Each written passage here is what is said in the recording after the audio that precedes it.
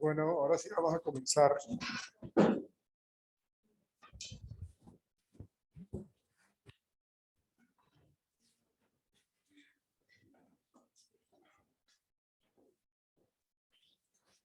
Vamos a compartir esta entrevista, una entrevista clínica que se hace con el propósito precisamente de evaluar un poco el comportamiento del paciente. Entonces vamos a verla. Luego miramos el tema de los trastornos de la atención y avanzamos también con otro video que necesito que veamos. Entonces vamos a comenzar, muchachos.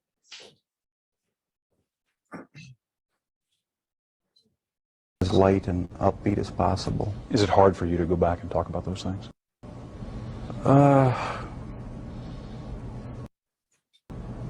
No, not the good things. In fact, it gives me a sense of comfort to talk about the few good times there were in the past. You say the few good times. Do you think of your childhood as having been profoundly unhappy? No, not profoundly. My childhood wasn't filled with any great tragedies or anything. There were good times and there were bad times. I think it was fairly normal. Jeff, do you remember your earliest experience and earliest interest, fascination with the inside of animals? Where that came from? In 9th grade, in biology class, we had the usual dissection of fetal pigs. I took the remains of that home and kept the skeleton of it. And I just started branching out, dogs, cats. I suppose it could have turned into a normal hobby like taxidermy, but it didn't. It veered off into this. Why, I don't know. All I know is that I wanted to see what the insides of these animals looked like. Was there some pleasure in the cutting open of the animal? Yes, there was. No sexual pleasure, but just it's hard to describe. Sense of power, sense of control? I suppose that's a good way of putting it, yeah. I can sort of see a fascination for, wanting to see or for looking at the insides of animals, say for the first time. After you did it one time, what more is to be gained by looking at another dog's inside, the second or the third? I don't know. It became a compulsion, and it switched from animals to humans. I still don't understand it. I don't know why. What would you do with the dead animals, Jeff?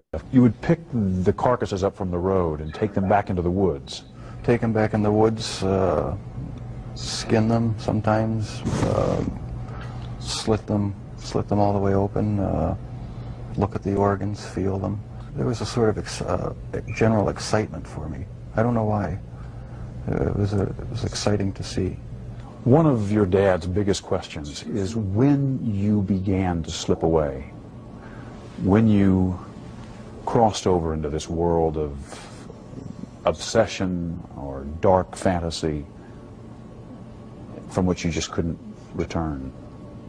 Can you pinpoint that? Is there a sense for when that really began to happen with you, Jeff? I think it was around age 14 or 15. Started having obsessive thoughts of violence intermingled with sex. And it just got worse and worse. I didn't know how to tell anyone about it, so I didn't. I just kept it all inside. Do you have any sense for where that was coming from? No. No, I've talked with a few psychologists about it. They have their theories, but they don't have any concrete answers either. Do you have a theory? No, not really. I don't know where it came from. I probably will never know.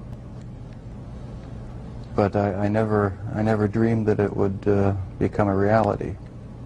What was it, Jeff, that took you over the edge, do you think, and made you take this from the world of fantasy into reality? From 15 on, I had this reoccurring fantasy of meeting a hitchhiker on the road, and of taking him hostage and doing what I wanted with him. About 3 years later, I was 18 years old, driving home. I saw this hitchhiker about a mile from my house. Thought to myself, should I stop and pick him up, or should I just keep on going? I wish I just kept on going, but I didn't. I turned around, picked him up, and that's when the nightmare became a reality. It just seemed so bizarre to me that this obsession that I had been thinking about and wanting, just all the parts are there, and they make it possible to make it happen. What happened after you took him to the house?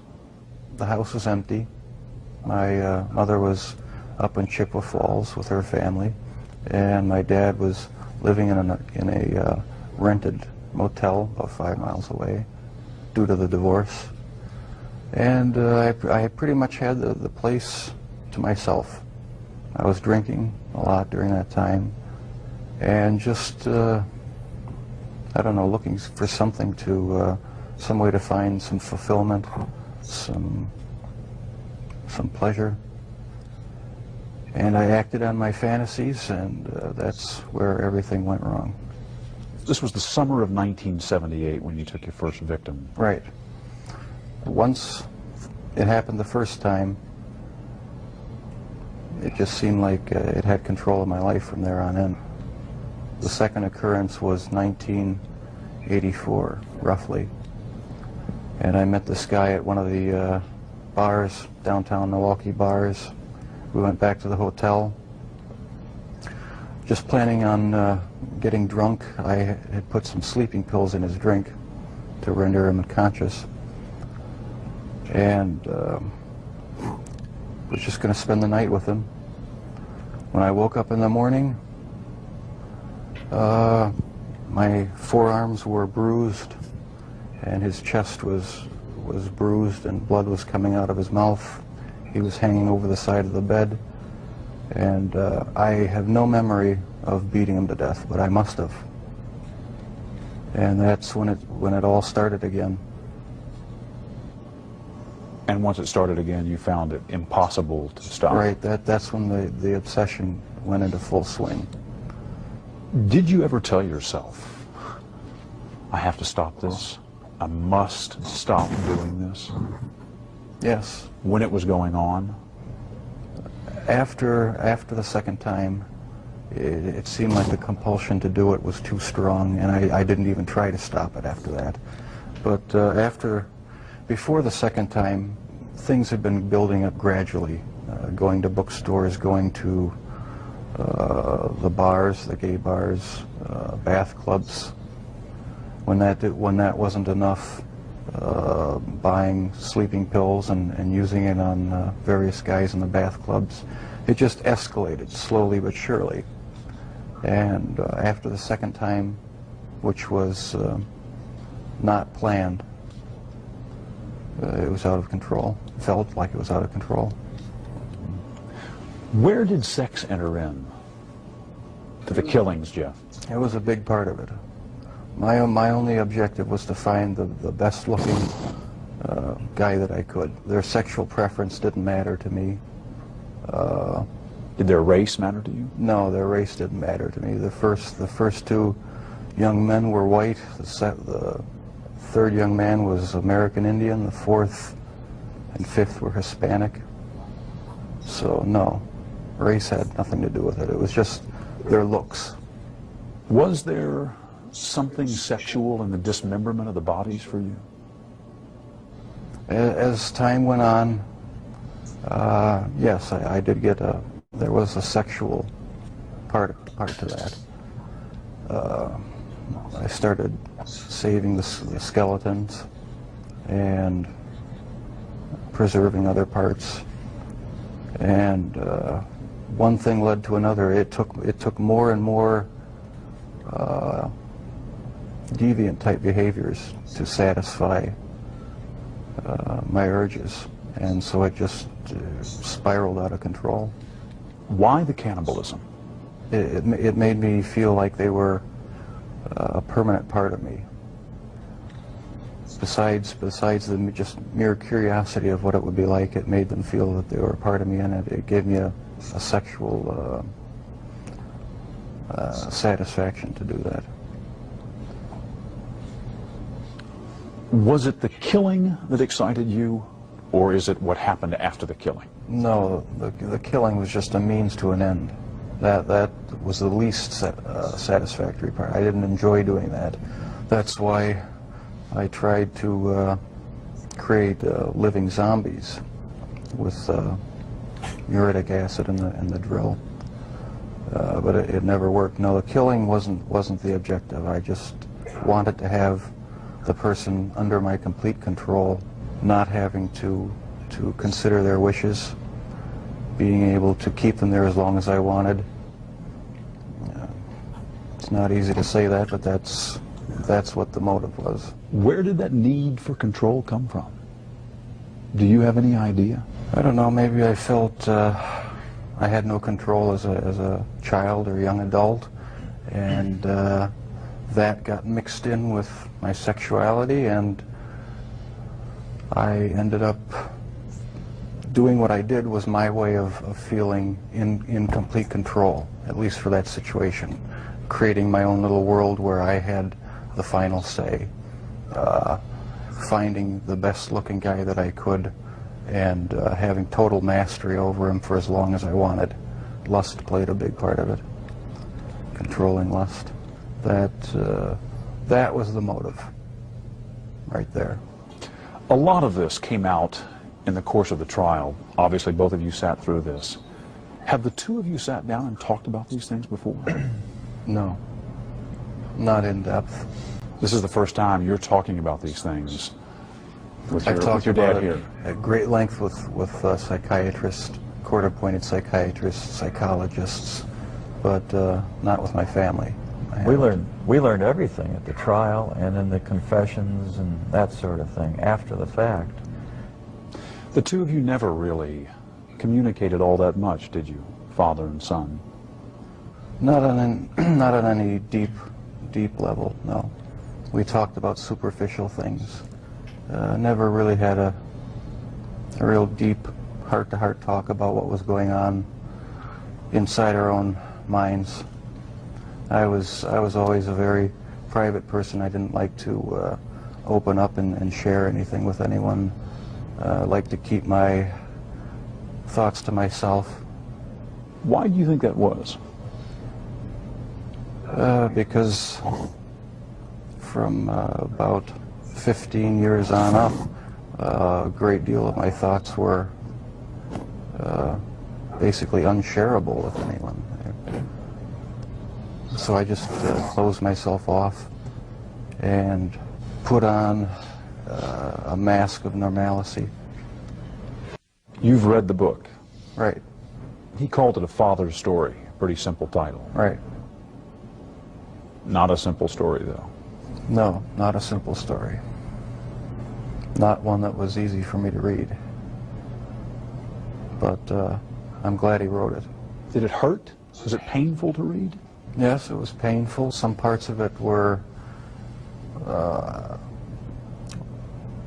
for me, were even fun to read. There were good parts. It wasn't all negative. Was it emotional for you reading the book? Yes, it was. Tell me, what kind of feelings did you have reading it?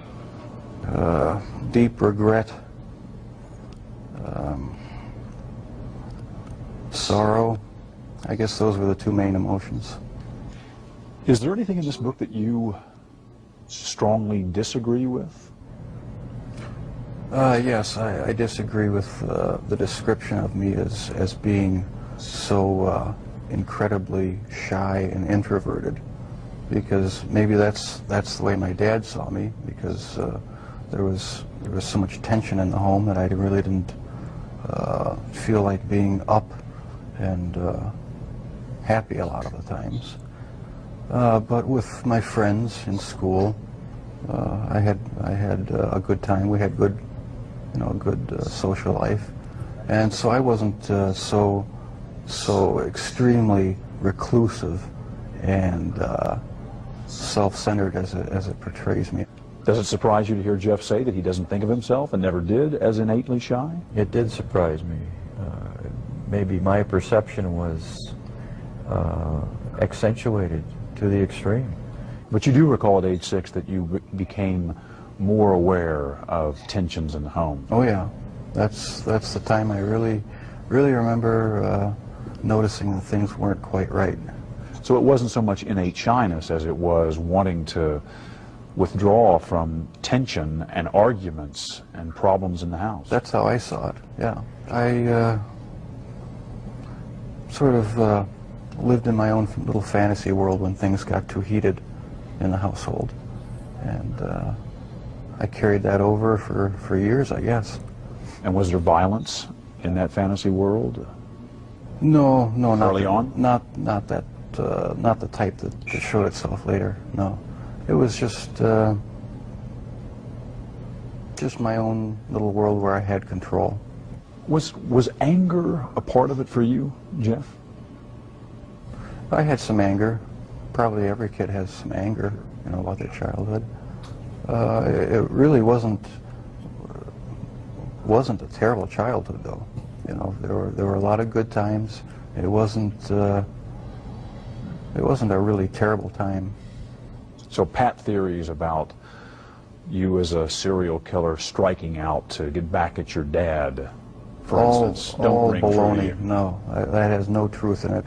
The only motive that there ever was to completely control a person that I found physically attractive, and keep them with me as long as possible, even if it meant just keeping a part of them. Did you know before you read this book that your dad had his own obsessions and fantasies, that he had thought about, that he had dreamed of committing murder, that he had had an obsession with fire and with explosives? No, I don't think that's the type of thing one asks one's dad. Were you surprised to read that about your dad? Very surprised. Yeah. I didn't know what to think about it. I suppose everyone has their secret thoughts, and so it was somewhat of a shock. You feel grateful that your father wrote this book?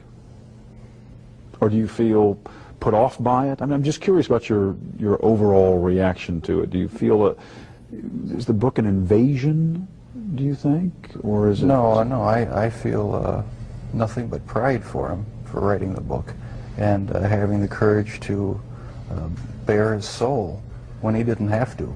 He didn't have to get involved with trying to, help me out and support me and be an emotional support for me, and I'll be grateful to him forever for it. Did you ever consider talking to your parents, to your dad, about homosexuality? Is that something that you felt you could ever raise? Early on, I really didn't know that much about it myself. All I knew was that it was something that was to be kept hush-hush, not talked about, not even thought about. So I just kept it all within me and never talked about sexual issues at all, really, with anybody. Do you think if you had been able to talk about that in a more open way with your dad, for instance, that it would have helped, might have broken this veil of secrecy and enabled you to keep yourself from going down that road? I don't know exactly what, if anything, would have ever kept me from going down that road. Talking about it, I don't think would have made that much difference, because, like I said, there were things going on in my head that I would have never opened up and talked about with anybody. Your dad says he never realized how deeply troubled you were because he just thought you were shy the way he had been, shy as a boy. Do you think the signs were there and he just missed them? No, I don't think so, because I had thoughts, I had fantasies, but there was no outward show of anything that was wrong. You were pretty good at keeping it all inside. Right, I kept it inside, didn't share any of my thoughts or emotions with anybody. So how would I ever know? No, you never saw any of it, as far as I know. I did not really hear from anyone about any of these activities. And that's what really strikes me now, is if I would have known, what would I have done about it? I think I would have done a lot about it. I feel it's wrong for people who commit crimes to try to shift the blame onto somebody else, onto their parents or onto their upbringing or living circumstances. I think that's just a cop-out. And my parents, my relatives, had no knowledge of what I was doing. They're absolutely not responsible for any of it in any way. And I take full responsibility. But you understand that what you did would lead your father to ask himself all kinds of questions. That's true. Where did I go wrong? Was there something I could have said or done to have prevented this? Right. Did I in some way create or contribute to the terrible acts my son committed? I understand that. I just get angry with other people who think that they have a right to somehow try to blame my parents for what happened. That's not right at all. No one has the right to do that because they're totally innocent. They had no knowledge of it. And that angers me.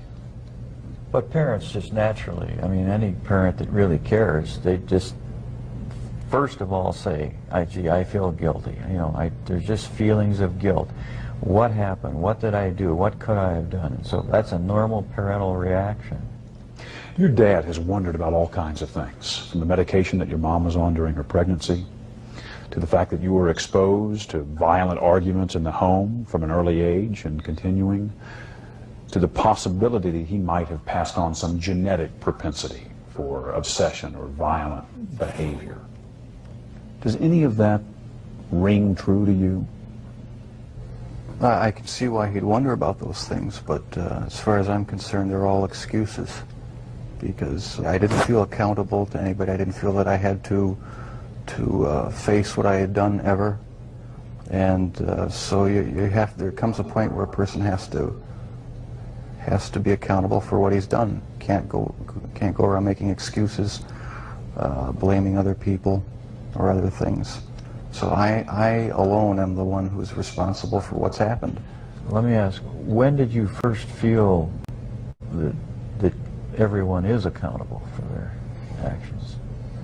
Well, thanks to you for sending that creation science material, because I always believe the lie that evolution is truth, the theory of evolution is truth, that we all just came from the slime, and when we died, you know, that was it. There was nothing.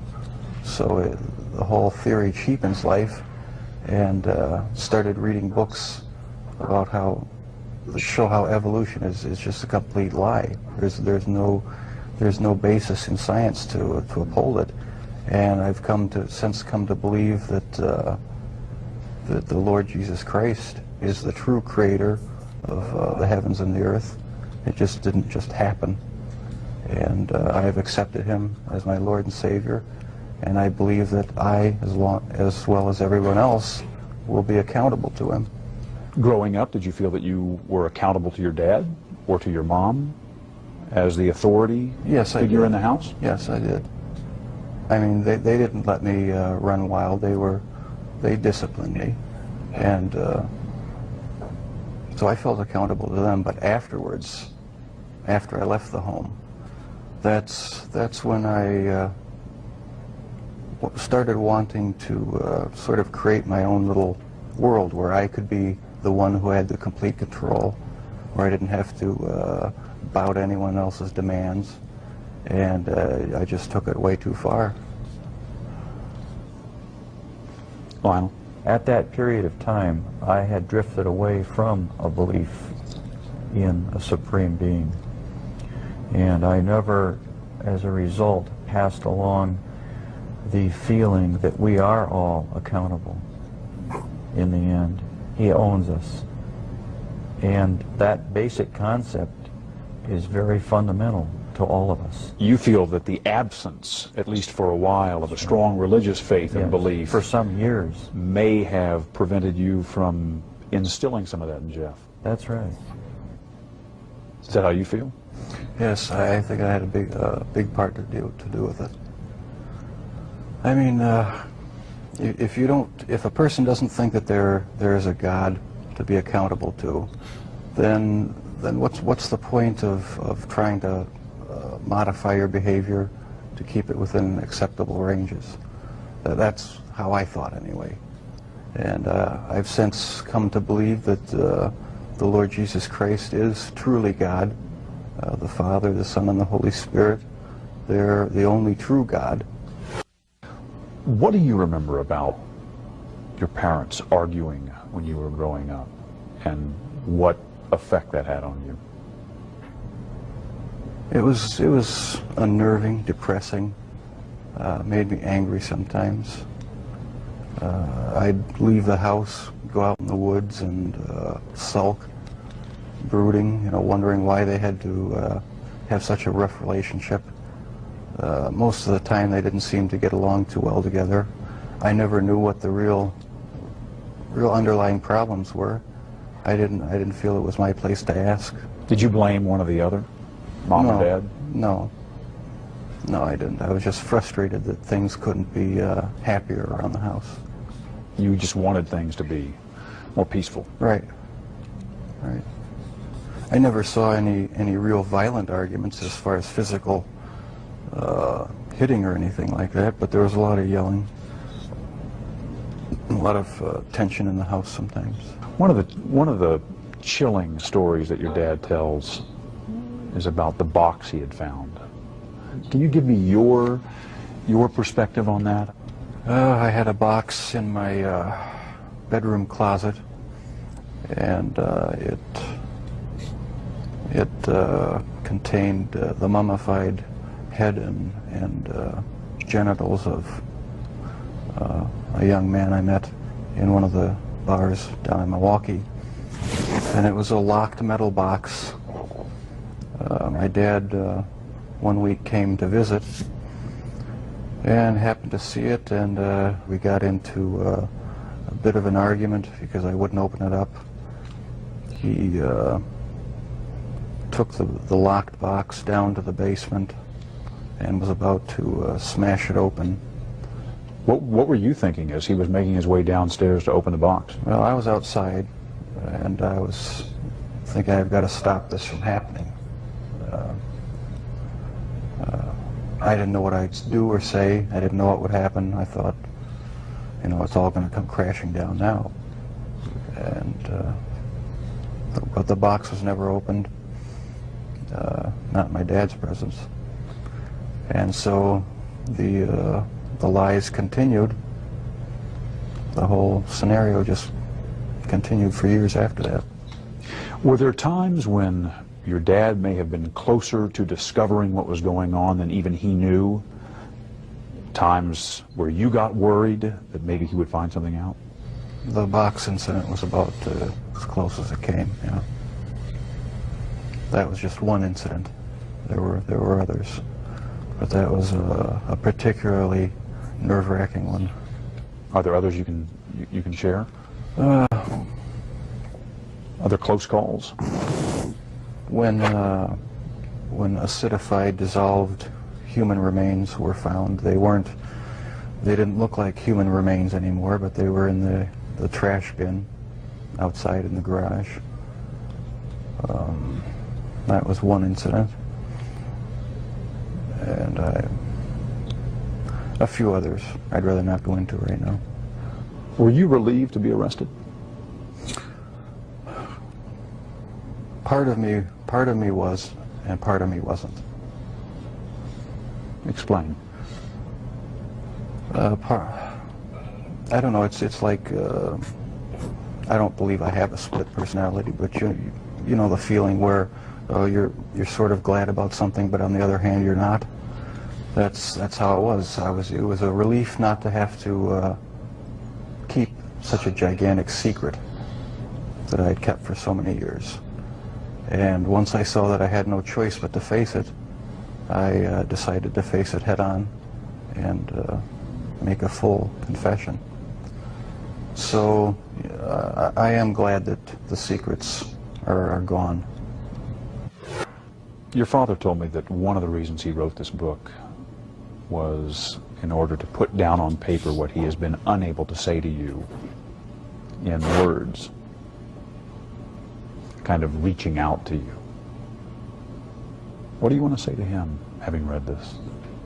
I tell you, Dad, I'm really sorry that this has happened, and I love you a lot. I love you too. I'm sorry. Don't be sorry. We haven't always shown it a lot, but I do love him a great deal. I love you. And without the support of my folks, I don't think I would have come through this. We've opened up with each other a lot more now since the trial and everything.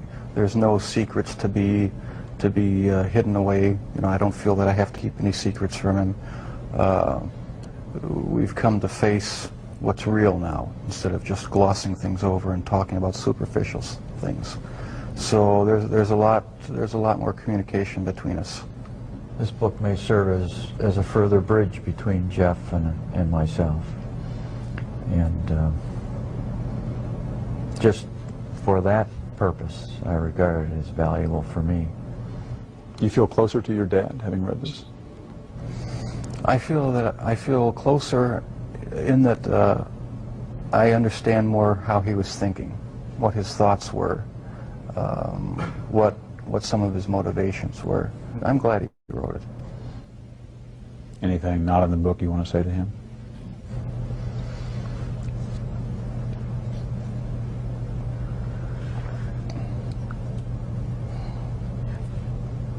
I can't think too clearly right now. I'm feeling pretty emotional.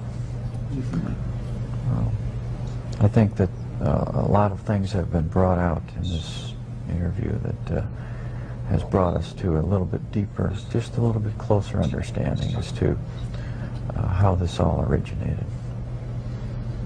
And well, whenever I get emotional, my analytical side gets clouded, and I can't express myself quite as well as I would like. Can you talk about the feelings you have? You feeling close to I Jeff? feel very close to Jeff, and it's going to continue until our death. And I feel good about it. Do you think you'll ever have the answers you've been looking for about why, what happened, and what role, if any, you played? Maybe not. My primary question is the origins of it. And if something can be learned about that, it may help other people avert problems. Is it still there, Jeff? Does it ever go away? In part, no, it never completely goes away. I'll probably have to live with it for the rest of my life. I wish it would go away. I wish there was some way to completely get rid of the compulsive thoughts, the feelings. It's not nearly so bad now that there's no avenues to actually act on it. But no, it never seems to go completely away. So the thoughts still come to you? Sometimes, yeah. Are you different, Jeff, in terms of how you think back on all of this? I would hope I'm different. I'm glad that I'm in a position now where I don't feel the compulsion to do these things. I'm glad that it's over. Any words I say to the victims' families are just going to seem trite and empty. I don't know how to express the regret, the sorrow.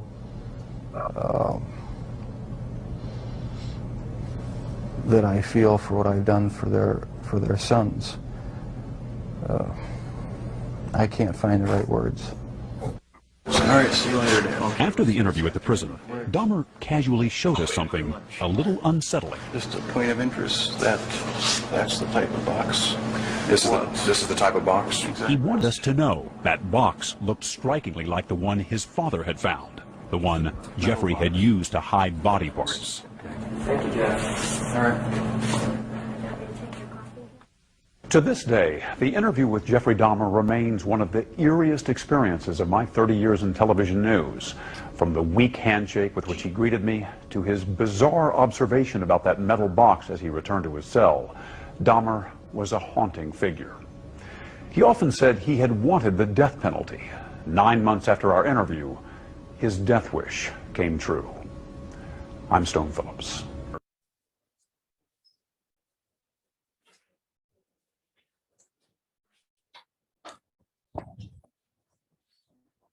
Háganse en grupos de 3 personas, por favor. Háganse en grupos de 3 personas, son tan amables.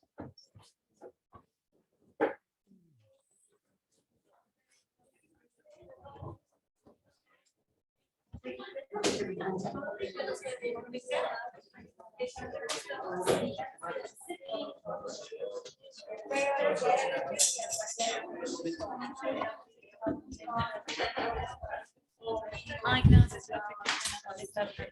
Pero límpiala. Sí, ya la dije. ¿Listo?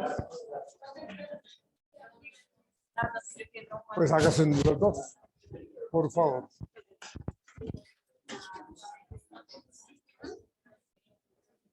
Córrense más para acá, por favor, son tan amables para que ellos tengan sus... Pues se acercan más para acá, de hecho, están más retiraditos.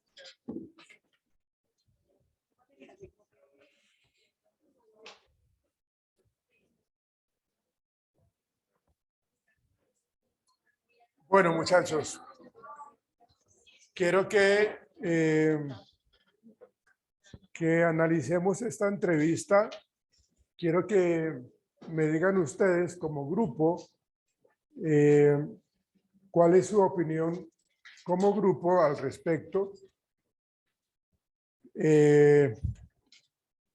¿Cómo abordarían ustedes como psicólogos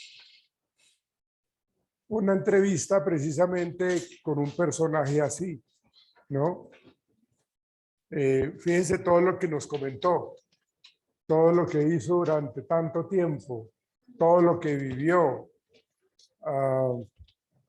Entonces, bueno, convérsenlo, por favor, y háganme, por favor, un escrito con respecto a su conclusión.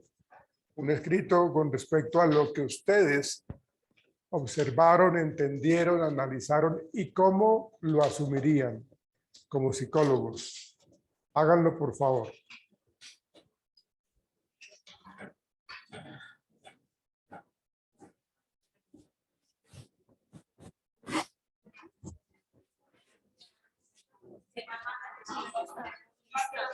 En este caso, ¿era psicólogo o era alguien de la No, televisión? psicólogo. Psicólogo. Porque digamos que me causaría, me quedó esa pregunta porque al final digo, es una de las entrevistas que más ha causado impacto en la televisión. Sí, sí, Y no. pensé que pronto era un periodista o No, psicólogo.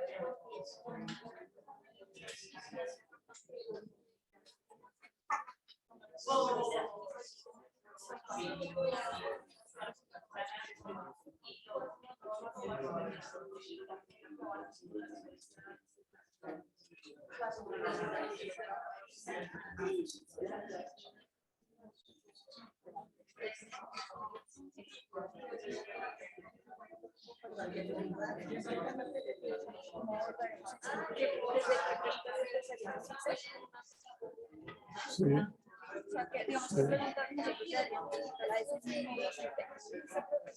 Sí, también, pero ¿qué quisieran ustedes indagar? O sea, ¿de acuerdo? Exactamente, si la parte familiar o la parte sexual o la parte de la infancia, o sea, ¿cómo lo abordarían ustedes? ¿Listo?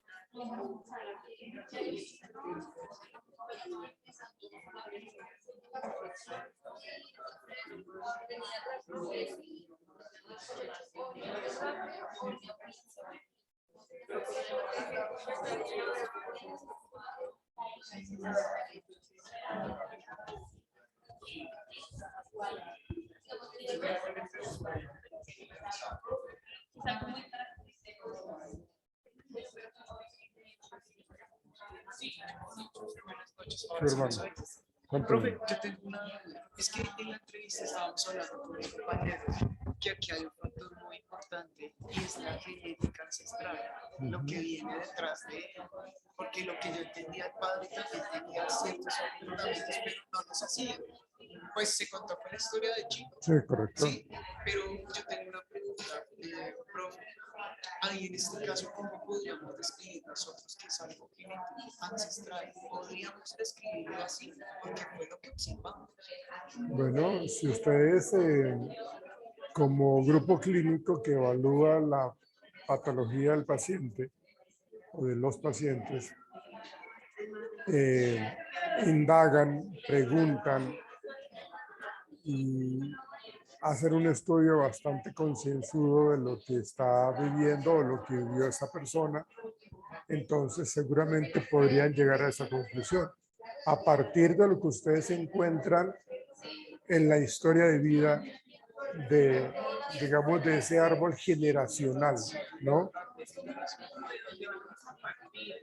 Bueno, como que miremos que, como cuando a uno los médicos le preguntan en una consulta médica, le dicen, ¿en su casa hay algún diabético? Sí, algo así por el estilo. Sí. Entonces uno dice, bueno, hay alguna persona que de pronto que tenga algunas crisis emocionales o que haya sido consumidor de sustancias psicoactivas. O sea, es como mirar un poco y eso es importante porque voy a saber hacia dónde apuntar un poco las preguntas de acuerdo a lo que como que queremos indagar. Porque, profe, yo ahí que, pues, acá hablando, iniciando por la genética, acá habla que tenía esta persona de parte de paternidad y maternidad, porque es genética por parte. Yo podía observar ahí que hay una modificación, y ahí fue donde ya empezó a como identificar todo esto que tenía reprimido desde su infancia, porque si él cuando sus padres se separaron, fue cuando hizo el médico de sacar todo lo que tenía. ¿Y cuáles fueron los desencadenantes? Todo eso uno lo tiene que evaluar. ¿Cuáles fueron los desencadenantes, las crisis, digamos, familiares que fue desencadenando y que rebasó la copa? Bueno, hay que mirar cómo... Ajá, claro, o sea, todo eso uno lo evalúa. Todo eso le dice a uno una idea muy clara de cuál es la problemática que tiene o con el que viene el paciente en este caso. Que observábamos también es la parte, pues no quiero sonar feo, ¿no? Religiosa, pero ellos tenían una creencia de familia o se fracturó esta familia. Ahí viene también el tema de que al final él aceptó que sí había Pero hay que tener cuidado con eso, porque precisamente los pacientes a veces quieren escuchar, quieren hablar lo que uno quiere escuchar, ¿no? Pero uno tiene que ser supremamente cuidadoso con eso porque él nos quiere mostrar que ya tiene un sentimiento de culpa.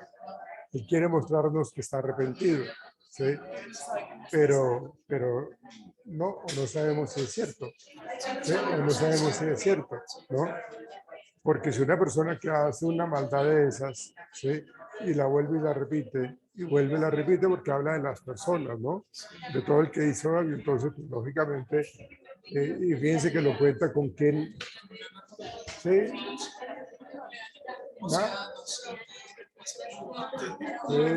Claro, no lo hay. Entonces, todo eso tiene que evaluarlo uno. Y uno no tiene, o sea, de lo que diga el paciente hay que mirar qué tanto le creemos, porque si le creemos absolutamente todo, nos puede manipular.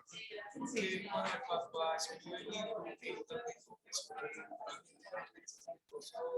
digamos como fetiche puede ser. Y no sabemos también por la parte de la historia de la mamá genética, porque eso se repite. Es como Genéticamente tiene una... Sí.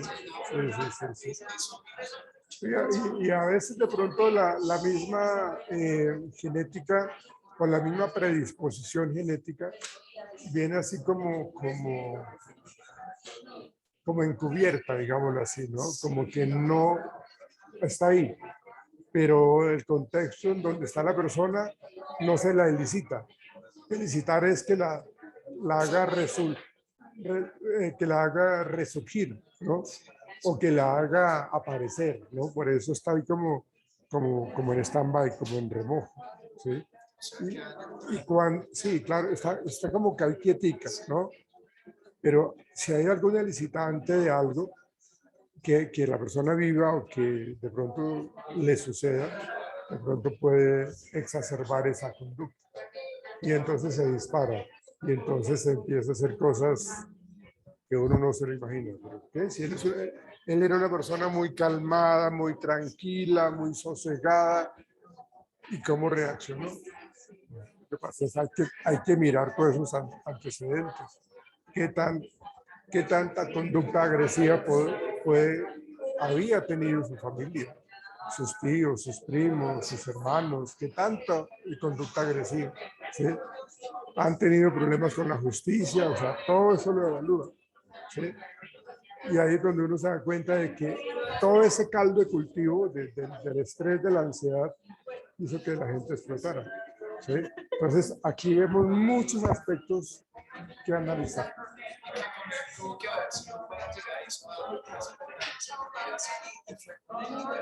Claro, acuérdese que cuando los niños son niños, por lo general se reprimen bastante. Se reprimen bastante porque nos ven a los adultos como controladores, como castigadores, ¿no? Como que tenemos el poder. Pero cuando ya pasan la adolescencia, los muchachos empiezan a actuar de una manera mucho más abierta. ¿Sí? La influencia de los padres es grandísima. Es grandísima. Es grandísima. Vale. Okay. Pero ya voy para allá, para que me pedían. A ver.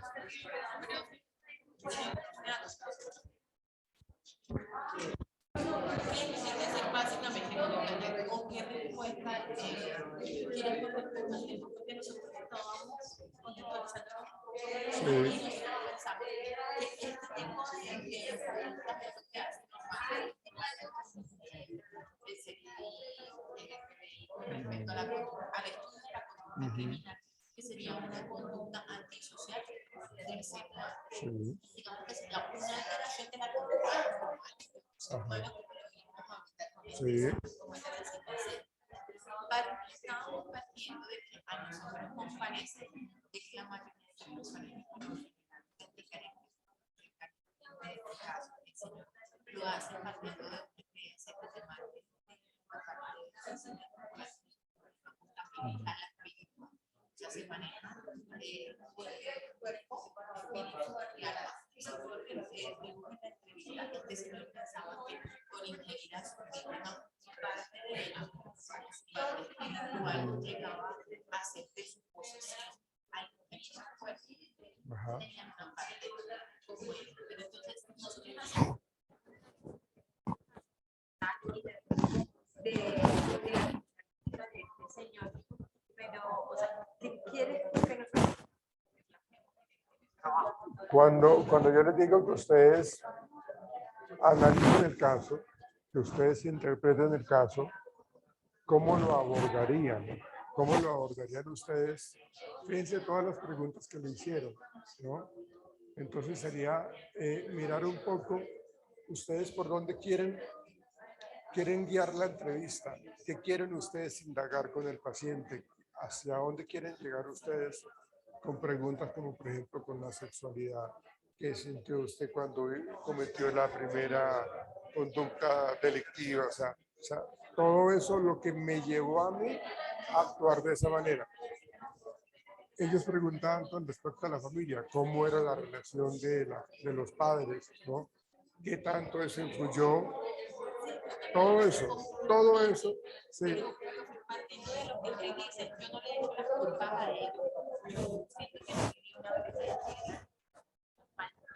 Parte de la entrevista, él comenta al entrevistador, al reportero, de que él siente, o sea, después del divorcio de sus papás, él siente que tiene el control de absolutamente todo, no solamente de las casas a su alrededor, porque no puede controlar.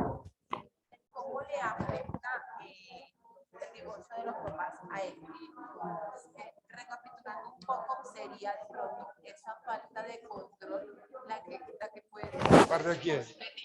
Pero una falta de control de quién, de él o lo de los padres.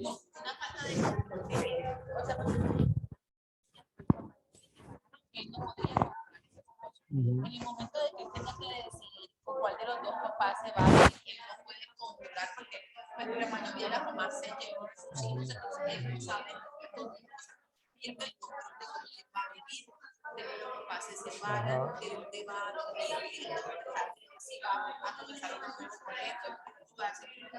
Entonces él dice que más que todo nos falta de control. Y esta vez era eso, controlar, o sea, que hicieran todo el control sobre su vida, hasta el punto de hacer lo que quisieran con ellas, sin que nadie le pusiera un alto.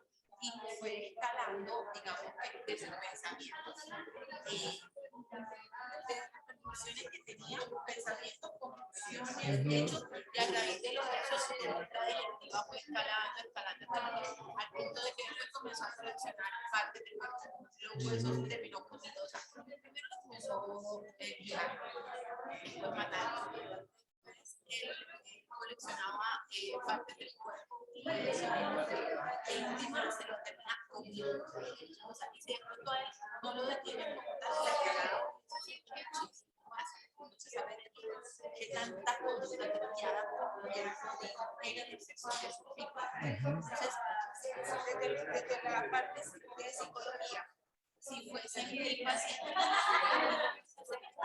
o sea, no para sanar, no para curarlo, porque ese tipo de patologías ya no tienen control, porque de pronto el inicio hubiera podido ir a terapia y se hubiese controlado, pero ya la escala que él tiene, o sea, él se deportó completamente. Si yo lo hiciera, lo haría con respecto a un estudio de conducta criminalista como tal. Y en ese caso, pues sí me interesaría el origen detonante, origen del paciente, qué sintió, lo que preguntaba, qué sintió cuando comenzó, rasgos de su infancia, de su adolescencia, como para mirar desde dónde comenzó el problema, por decirlo de alguna manera. Desde ahí lo abordaría yo, una entrevista psicológica para un estudio de la conducta humana. Tú mencionaste algo con respecto a la angustia que le pudo haber generado al muchacho cuando era pequeño la separación de los padres, ¿no? O sea, ¿qué quería entonces él? Él quería, lo que tú dices, mantenerse seguro. Los padres seguramente le estaban dando esa seguridad y eso le permitía a él tener como el control de la presencia de los dos, ¿no? Cuando eso se rompe, entonces empieza a perder el control y no puede obligar a los papás a que sigan los dos, no los puede obligar, no los y eso le causa mucha molestia. O sea, eso le afecta muchísimo, porque él se acostumbró en cierta manera a tener el control cuando estaban los papás, ¿sí? Cuando yo pierdo ese control, yo lo quiero retomar. Y lo que hizo él, precisamente eso que su merced menciona, lo que hizo fue siempre querer tener el control de absolutamente todo. ¿Y cómo lo logra y cómo lo consigue? Pues precisamente haciendo todo eso. Si él viola, él tiene control de absolutamente todo. De las víctimas. Y la primera víctima como que lo rechazó, entonces como no permitirlo. Exacto, no permitirlo. A matarlo. Exactamente. Entonces, de alguna manera tiene que controlarlo, ¿sí? Pero entonces ya no era solamente, y lo decía él, el nivel de placer ya se necesitaba un poco más alto. Entonces, necesitaba tener otras cosas más. Entonces, siempre él quiso tener el control. Y la conducta mucho más bizarra que él tenía era pensando lo que él pensaba, de que comiéndoselos tenía el control también. ¿Sí?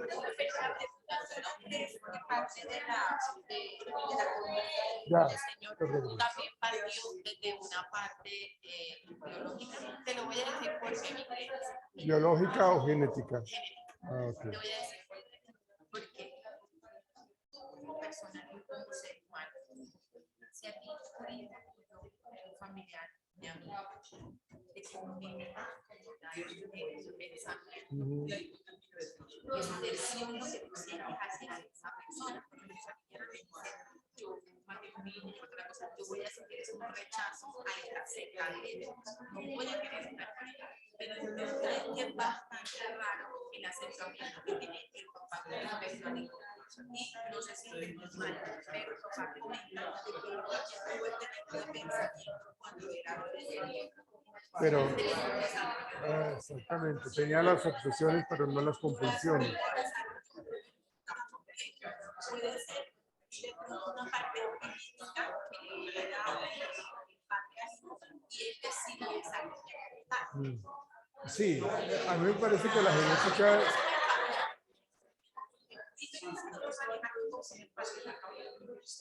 No, pero no, yo no lo llamo empatía, yo lo llamo es más como una aceptación, ¿no? Como una similitud, ¿no? Como una identificación. Exacto. ¿Sí? Pero si tú no tuvieses ese problema, Ah, no, claro. Uno cuando uno no tiene esas características, uno rechaza, uno no se integra con la persona, uno no comparte con esa persona. Yo comparto con la persona porque tengo cierta afinidad hacia la maldad, ¿sí? Yo digo que también tiene mucho que ver esa parte genética, y esa parte genética, digamos que él la tenía allá como guardadita, ¿no? Como un poco sublimada, si hablamos psicoanalíticamente, ¿no? Hasta que hubo un detonante que la disparó totalmente y empezó a comportarse de esa manera, ¿sí? Pero seguramente sí hay esa predisposición genética. La predisposición genética hace que esté allí latente, pero hay algo que la puede disparar.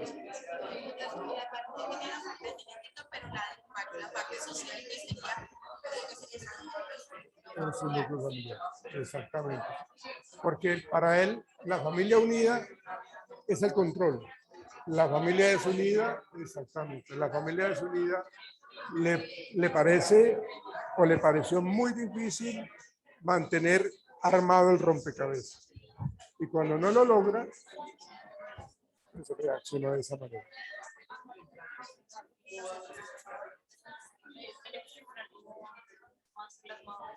La conclusión de ustedes.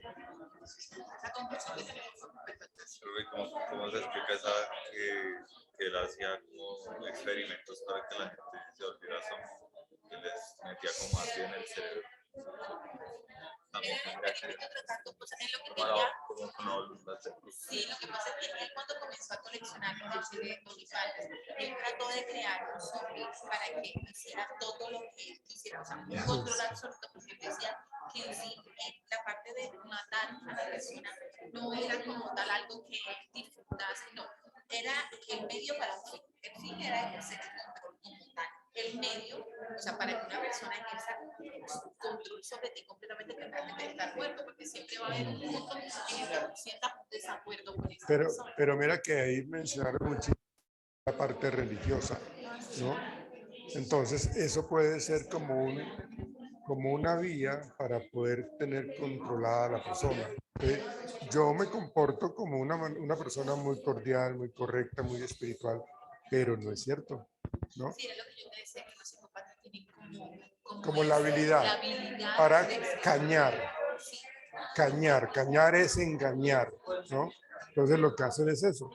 Y cuando yo ya te tengo, o sea, tú ya confías mucho en mí porque tú me crees muy espiritual, te mando el zarpazo. Sí, tienen esa habilidad de ser encantadores. La profesión. Qué partida. Señor. Bueno, profe, entonces, yo quiero saber si cómo estructurar pues, el escrito. Yo anoté, su merced habló acerca de la opinión que nosotros tenemos al respecto. Como psicólogos, como psicólogos. Entonces es el mismo, ¿sí? ¿Cómo abordaríamos nosotros como psicólogos una entrevista a una persona? Sí, estábamos hablando con mi compañera, pues obviamente la forma de abordar. Entonces queremos queremos es resaltar estos factores, porque pues llegar a abordarlo, obviamente necesitamos lo que está diciendo, postura y absolutamente todo. Pero es ese, perdóname, es ese caso. Eso es lo que queríamos ver. Es ese caso que vamos a hacer, ¿cierto? ¿Cómo lo vamos a abordar lo que yo te estoy contando? Ese caso. Porque pues obviamente ese psicólogo llegó ahí, o sea, llegó a la entrevista Con previo conocimiento de que mucho ya estaba en conocimiento la porque ya estaba en cárcel. la cárcel, tenía algunos incluso el libro que papá que escribió, que lo leyó, que él dijo que conocimiento a correr esas cosas, que dijo que no tuvo oportunidad que era y por qué yo le decía una forma de Como juego de roles, como si yo hubiera sido el pero necesitamos a veces no cuesta como no, y lo que cuesta acá es de pronto dejar un poco el Johan acá y meterse ya en el papel profesional, porque Rol de obviamente psicólogo, sí. uno tiene sus cosas de que eso no es correcto para mí, como Johan Camilo Fernández, pero de una u otra forma tengo que saber intervenir y tengo que saber dar pues mi punto profesional. Claro. aquí no que estamos todavía no lo vamos a hacer. Ok, por ese lado es, cuando su merced sabe por dónde abordarlo, sabe también cómo va a apuntar un posible tratamiento. Pero entonces tú vas a preguntar cosas que te van a ayudar a estructurar un proceso terapéutico. Una guía y listo.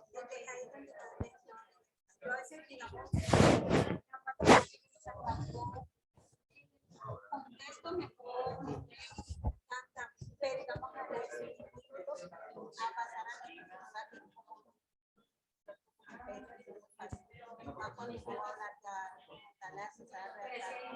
Bueno, no nos compliquemos, Anita, hagamos el juego de roles y vamos escribiendo y al final estructuramos el escrito, ¿cierto? Mejor así.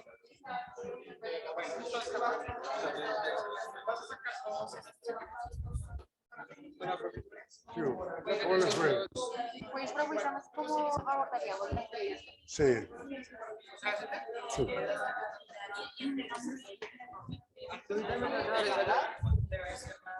Eso se trata la presentación. Como psicólogos, ustedes cómo evaluarían un poco la conducta del paciente. ¿Cómo evaluarían ustedes, digamos, cómo yo quisiera tener un proceso terapéutico con él? Pero las preguntas que yo haga me va a permitir a mí como encaminar hacia ese tratamiento. O sea, las preguntas que yo voy haciendo, por ejemplo, a nivel de, para él, cómo es de importante la familia, ¿sí? ¿Por qué quiero yo preguntar eso? Porque es que para mí es muy importante desde lo sistémico manejar un poco la cercanía y la comunicación familiar, ¿sí? La afectividad familiar. ¿Por qué? Porque creo que la persona carece de afectividad, ¿sí? Entonces yo por eso indago cosas que yo considero son importantes para poder hacer un proceso terapéutico. Entonces yo evalúo lo familiar, evalúo lo sexual, evalúo lo social, evalúo la cercanía, la comunicación, ¿sí? Los miedos, lo que él piensa de lo que es tener a los papás unidos, qué pasa cuando están separados, o sea, evalúa absolutamente todo. Acuérdense de que ustedes son psicólogos, ¿no? Ustedes están tratando de entender el porqué de la patología del paciente, el porqué del comportamiento anormal del paciente, ¿sí? Y eso sería. Ya, profe, vea lo que nosotros llevamos. Sí. Bueno, principalmente se buscaría que el personal se encuentre en un ambiente en el cual se sienta cómodo para que éste pueda compartir sus pensamientos y pueda contestar las preguntas. Las preguntas que usaríamos para esta entrevista serían semiestructuradas. Se le da a conocer al personaje por medio de acuerdos mutuos que la información no será usada en su contra, en un juicio de que la información solo será usada con fines académicos o investigativos. Posterior a esto, se procedería con la entrevista indagando en el perfil psicológico del consultante. Se realizarían preguntas iniciales que nos ayuden a identificar el foco del problema, con preguntas abiertas con el fin de conocer un poco más su contexto. Digamos que ustedes hicieron la introducción del preámbulo de la entrevista, ¿no? Van bien, pero les falta entonces, ahora sí, Abordar lo que es sexual, familiar. lo que ustedes consideren, ¿no? Acuérdense que ustedes son un solo psicólogo, ¿no? Simplemente que lo están compartiendo, pero es la idea de cómo nosotros vamos a abordar el paciente. Su merced como psicólogo y como psicóloga. ¿Y cómo lo abordan? ¿Cómo lo indagan? Háganlo, por favor. Sí. Gracias. ¿Cómo va? Oh, yes. ¿Cómo lograr sacar esa información? El problema ya lo vamos descubriendo, ¿no? Digamos, lo que vimos nosotros ya nos hace una idea muy clara de esa conducta antisocial que tiene la persona, ¿sí? Pero yo necesito con esta actividad ponerlos a ustedes a que piensen como psicólogos cómo lo abordarían, cómo interrogarían, qué creen ustedes que sea importante preguntar, ¿sí? Para luego yo, con base en esas preguntas, generar un proceso terapéutico. Inicialmente hablaba de los animales, ¿no? De pronto uno podría llegar a preguntar qué considera, digamos, que el acto que ella estaba haciendo con el animal era malo. ¿Por qué quisieras preguntar eso? ¿Pero por qué quisieras preguntar? Porque sí me gustaría saber que, digamos, el hecho de que me gustaba como sería por dentro, pues por, digamos, buscarlo en la parte ya como malo, o sea, digamos, en un animal, pero como digamos, en una persona. ¿Qué será? ¿Con qué finalidad? La pregunta sería exactamente, ¿qué es lo que tú quieres al investigar, perdóname, al investigar o al indagar el funcionamiento biológico, orgánico, bueno, orgánico más que todo, de un perro, por decir algo? ¿Qué es lo que se pretende? ¿Qué es lo que está buscando? ¿Qué cree que va a conseguir?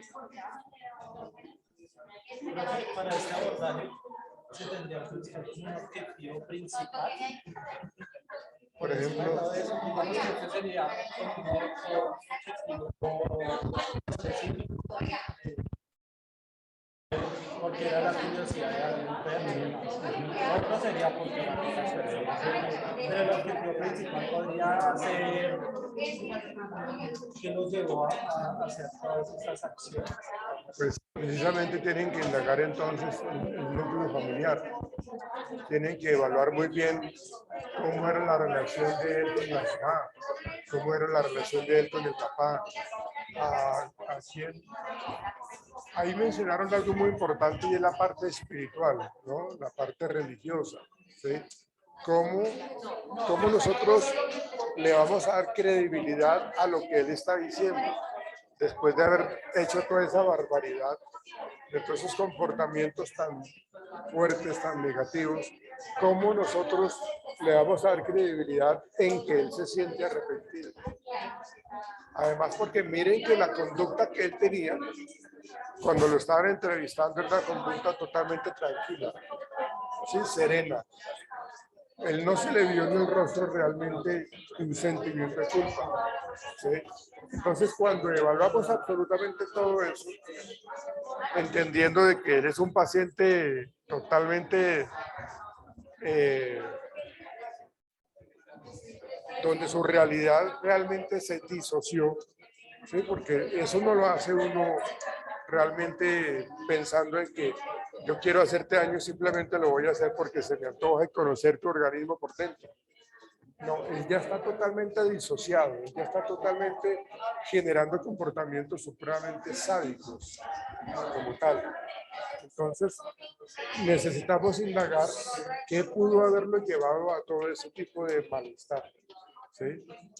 ¿Qué pasa con la parte genética? ¿Qué pasa con esa parte espiritual? ¿Qué pasa con la parte familiar? ¿Sí?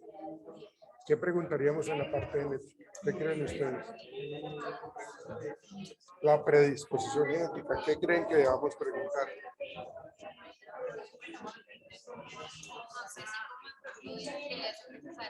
No.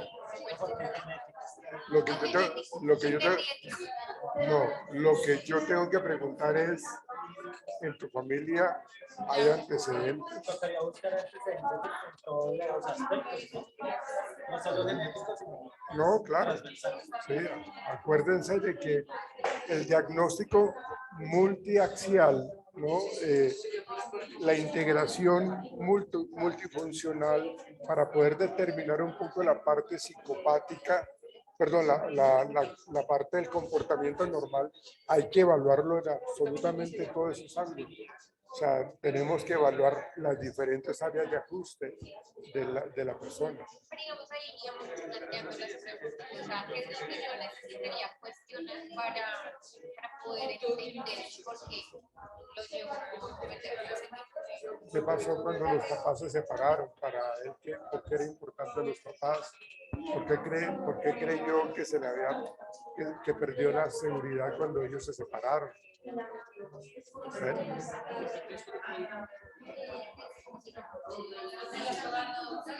¿Listo? Sí, pero no me acuerdo. Es copula, bueno, no sé, el hecho es que la durmieron y la secuestraron inicialmente, pues la niña creció con el secuestrador. ¿Pero usted conoce la historia de Natasha Campos? La niña que fue secuestrada a 13 años. ¿Eso sacaron una película, no? Sí, sí, que se llama 3.300 no sé cuántos días, algo así. Que el secuestrador se la robó con 7 años, la secuestró con 7 años. Se la robó, ¿sí? Y la tenía viviendo en un cuadrito, en una habitación muy pequeña que le hizo en un sótano, bueno, era como el subsótano, debajo del sótano. Y la tuvo ahí secuestrada. Y le daba comida, con el tiempo la fue sacando y la disfrazaba y la llevaba al supermercado, la llevaba a patinar, con el tiempo la violó.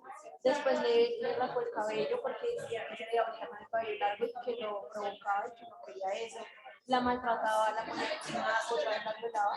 Y ya cuando ella se ganó la confianza de él, que venía con una vida de pareja, se fueron a lavar el carro, allá afuera del jardín. Y oh sorpresa que él no se dio cuenta que dejó abierta como ¿cómo se llama? La puertita del jardín. Y ella salió corriendo. Y buscó y dijo que yo llevaba desaparecida 13 años. O sea, el hecho es que se encontró con la policía y lograron rescatarla. Pero entonces el man, o sea, el daño psicológico que le dejó el ver que ella se había volado fue tan fuerte que pues se quedó en las vías del tren y se suicidó. El secuestrador se suicidó. Y allá lo recogieron y todo, allá le hicieron entrevistas, libros. Pero entonces ya tiene un problema psicológico porque después de que la rescataron, duró 3 años en la cárcel. No salía del apartamento para nada, estaba con la No, no la he visto, pero sí muy interesante. Sí, no es una película, sino es como una historia de vida bastante fuerte. Yo la busca y hoy en día ella tiene 2 hijos y vive con el esposo, pero entonces, o sea, con el esposo tiene una relación complicada porque ella tiene trauma.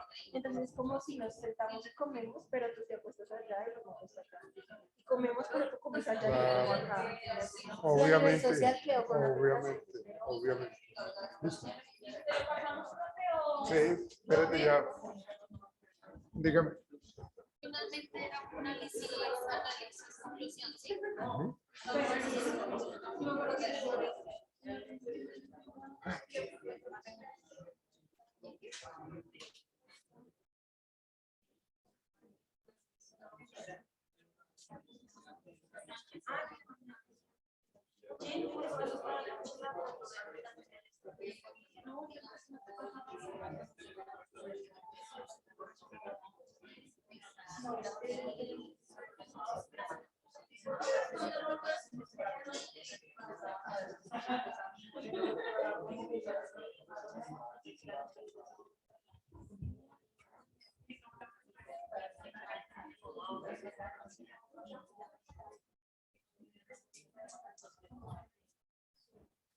No se le olvide que mañana tenemos el parcial.